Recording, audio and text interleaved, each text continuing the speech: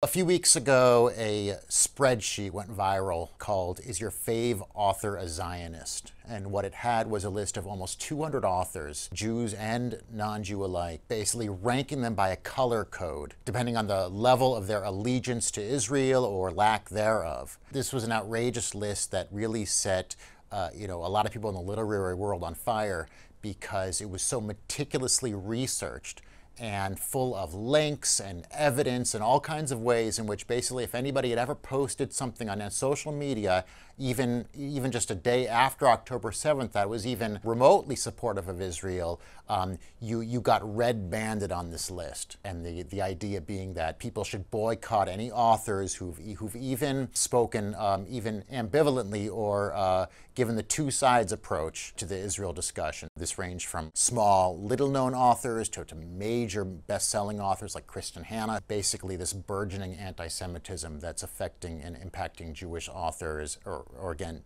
anyone who remotely supports Israel. I interviewed Brett Gelman, the Stranger Things star, who has a book of short stories that just came out. He had 4 venues cancel book signings on him because of fear, so they said, of Palestinian protests outside the venues. So there's all these efforts, this kind of cancel culture war that's underway to put Jewish and pro-Israel authors out of business.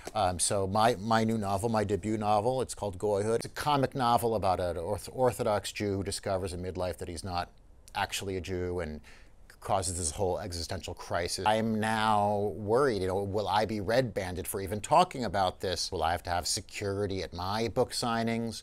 Will I have to worry about being blacklisted somehow, being reviewed bombed on Goodreads? These are all things that I have to have anxiety about, in addition to just the regular stresses of being a debut author, trying to make it and have people buy your book.